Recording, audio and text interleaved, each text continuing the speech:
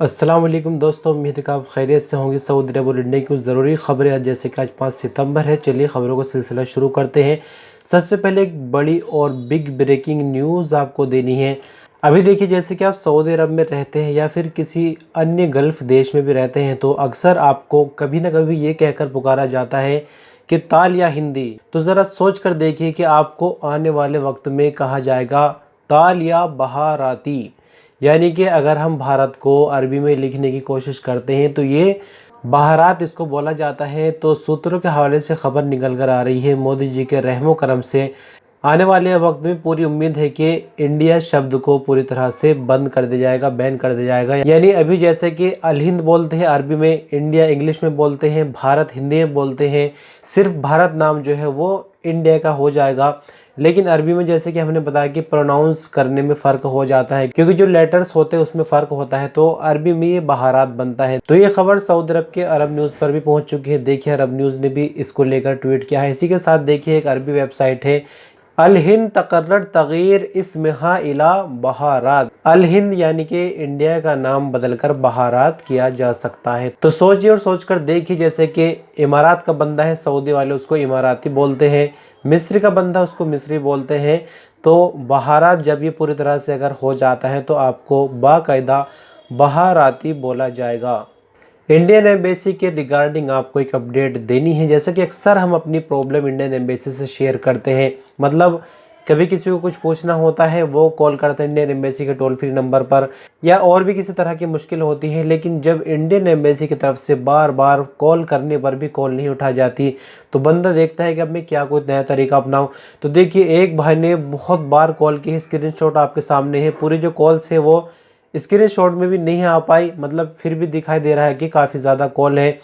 फिर ये ट्विटर पर इस स्क्रीनशॉट को पोस्ट करते हैं इंडियन एम्बेसी के ट्विटर हैंडल पर।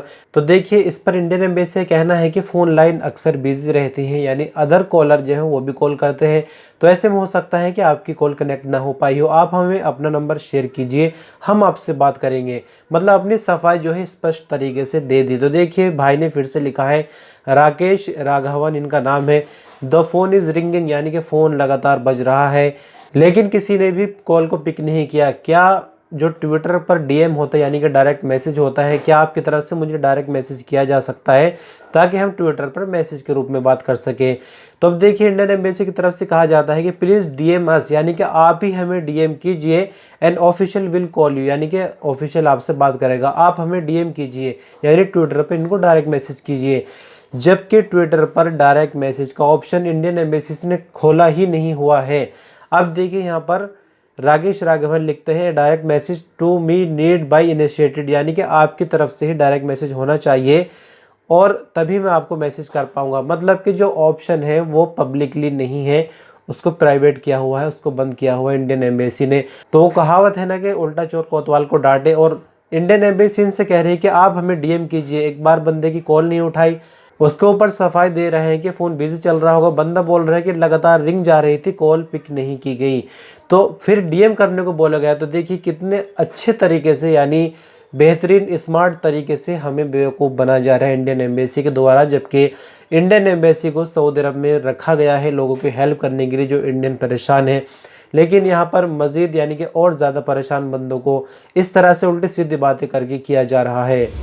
उत्तर प्रदेश परिवहन निगम में काम करने वाले मोहित यादव ड्राइवर ने कुछ दिनों पहले आत्महत्या कर ली। मामला यह था कि बरेली से दिल्ली बस जा रही थी, दो पैसेंजर मुस्लिम उसमें बैठते हैं। उन्होंने इनसे पहले ही बोल दिया था कि रास्ते में कहीं मौका देकर, यानी कि आधे घंटे बाद बस को रुकवा देना, हमें नमाज अदा करनी है। तो ऐसे में कुछ पैसेंजर बस को रुकवाते हैं पेशाब करने के लिए। तो मोहित यादव सोचते हैं कि क्यों ना ये लोग भी इस बीच नमाज पढ़ ले। तो मुश्किल से 5 मिनट भी बस नहीं रुकी, लेकिन उसी के अंदर एक संघी नफरत फैलाने वाला बैठा हुआ था। उसने उन नमाज पढ़ने वालों की वीडियो बनाई और उसको सोशल मीडिया पर शेयर कर दी और उसकी कंप्लेन भी बाकायदा की। बहरहाल मोहित यादव को परमानेंटली नौकरी से निकलवा दिया और इस परेशानी से तंग आकर मोहित यादव ने आत्महत्या कर ली थी। लेकिन देखिए, मोहब्बत जुबैर जो कि एक जर्नलिस्ट है, ऑल्ट न्यूज के को फाउंडर है, इन्होंने एक मुहिम चलाई मोहित यादव के परिवार के लिए, क्योंकि सीधे तौर पर सरकार ने इनकी नौकरी छीनी है और किसी ने कोई जिम्मा नहीं लिया।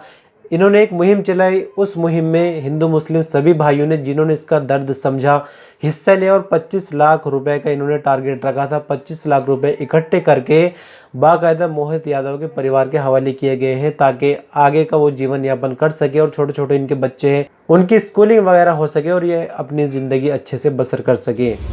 सऊदी अरब की राजधानी रियाद में इस वीडियो के माध्यम से आप ये खबर देख भी सकते हैं। इस सऊदी के दिमाग में क्या चल रहा है, अभी ये बात सामने नहीं आई कि उसने ऐसा क्यों किया।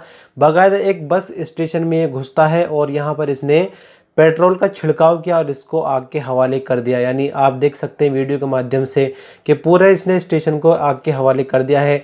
पुलिस ने आखिरकार इसको गिरफ्तार कर लिया। अभी आगे का मामला सामने नहीं आया है, लेकिन सऊदी अरब में इस तरह की घटनाएं होती रहती हैं। पिछले महीने भी इस तरह की एक घटना आई थी कि जिसमें एक बंदे ने गुस्से में आकर, यानी एक शॉपिंग मॉल के सामने एक कार खड़ी थी और पूरी कार को फूंक दिया था। अब यहाँ पर पूरे बस स्टॉप को ही जलाने की खबर सामने आई है। सऊदी अरब में बाय नाउ पे लेटर, यानी कि अभी खरीदो और बाद में अदा करो, ऑनलाइन शॉपिंग में इस फीचर को ऐड किया गया था साल 2021 में। और साल 2021 के आंकड़ों के मुताबिक सिर्फ 30 लाख लोगों ने इससे फ़ायदा उठाया था। लेकिन आहिस्ता आहिस्ता ये रिवाज सऊदी अरब में आम होता गया, लोग इससे जुड़ते गए और फिलहाल आपको बता दें कि आंकड़ों के मुताबिक बाय नाउ पे लेटर के यूज़र की तादाद 1 करोड़ को भी पार कर गई है।